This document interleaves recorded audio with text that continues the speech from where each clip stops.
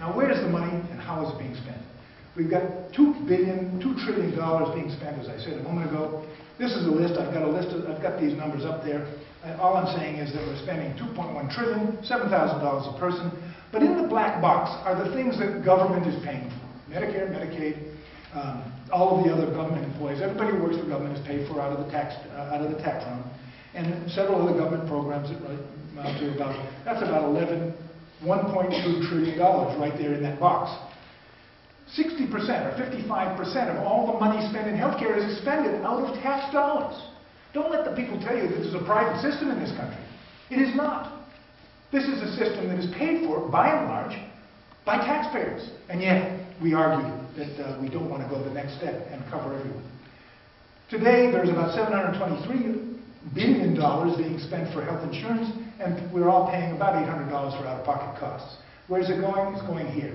This is the system. If you notice in the middle, there's almost $1.2 trillion being spent in ambulatory care in hospitals. That's doctors and the hospital system. But the big costs, not the big costs, but another huge cost, are the other providers, dental and others, the pharmaceutical bills. We're spending $200 billion a year for pharmaceuticals. In 1970, they were spending $6 million a year. And I wish I had bought Merck stock. I wish I had bought pharmacy stocks in those days, because they've accelerated. The amount of money coming into that system is huge. And an administrative overhead is the outrageous aspect of this, and this is what needs to be changed. $42 billion spent to shuffle the paper that we were talking about before. Now, under 676, and how are we doing for time? Am I all right on time? Somebody tell me if I'm You're doing fine. Yep. Okay. If H.R. 676 were to pass, the monies that are in the black box would stay there. Now, we may or may not include the elderly group initially. We'll look at it over time. We may or may not include the VA system initially, because those systems are already running. We're going to have to find a way to come up with about $800 billion. Now, what 676 says is, instead of having companies buy premium insurance, which costs them today, if they buy it, and 85% of all the people, or 70% of all the people in this country are covered by employee-based insurance. That's most of the big companies. They are now paying close to 15% of their payroll just to cover the health care of the folks in their plan. And then they've put another 5% over on top of that, which is the overhead they have to pay to hire the right people, to make sure that they get the right plan, that they can deal with their employees when they're not getting adequate services. So there is a cost to every company that has insurance that is inherent to the problem of insurance-based, employee-based health care. If we were simply to charge all employers, 10% of the payroll. Last year, the payroll in this country was $5.47 billion. It was paid in payroll. That's not quite all the income, it's payroll. If we charge 10% of the payroll costs, the companies that are now doing would save 10% of their costs. And they would have not to worry about the care that their people are getting. Then you add to that an income tax of 3%. Right now, individuals are paying 1.5% of their payroll to make sure that those of us over 65 get the health care we need, right? It's the FICA tax. If we just add another 3% to that, so that the total amount of money paid out of the payroll for individuals would be 4.5%, it would add another $250 or $241 billion to the pot.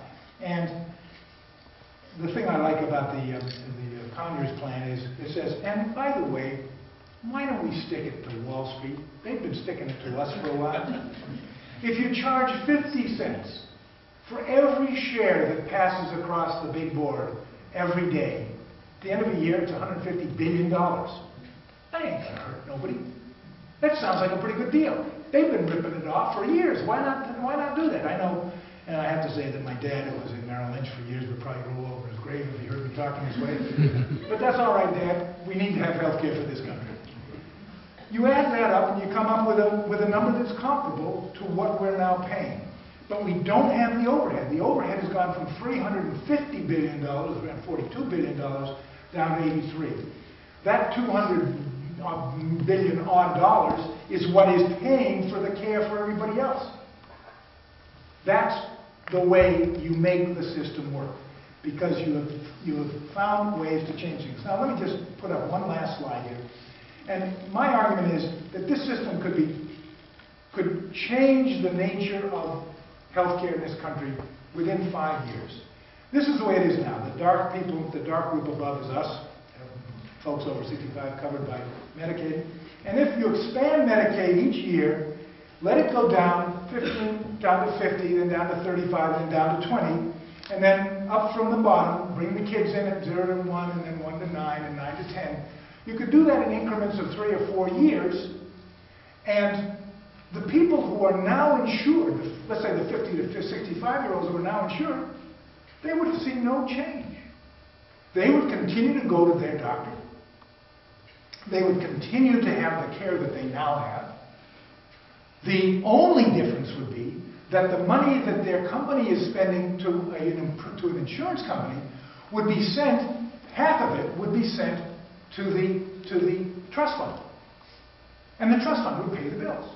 And then down to 35, the same thing. They would move over into this system, but not change their doctors, not change. Now, those who were unemployed and who had no insurance, if they are 50 years old the first time and they're in that first bracket, when they need health care, they go into a doctor's office or into an emergency room. Do you have coverage? No, you don't have the green card or the blue card. Fine. Fill out the form. You're covered. No problem. You're a part of this country. You have a right to care. And the trust fund will pay for that service. What this will mean is that coverage would be universal within a few years. There would be no exclusions. You couldn't be kept out because you happen to be of this group or that group or had a precondition or whatever. The services that are provided would be all approved by the medical societies and the medical providers. The fees would be negotiated in the same way. There would be no deductibles. There might be a minor co-insurance just to keep people who like to go to the doctor. I don't know too many people who, you know, hey, what are we doing today, Joe? Gee, let's go down and sit in the doctor's office. That sounds like a good idea. I don't know if there are too many people like that. You know, I always find sitting in the doctor's office is a problem, and particularly if I leave my New York Times and can't do the crossword puzzle. It is not the place that people go for entertainment.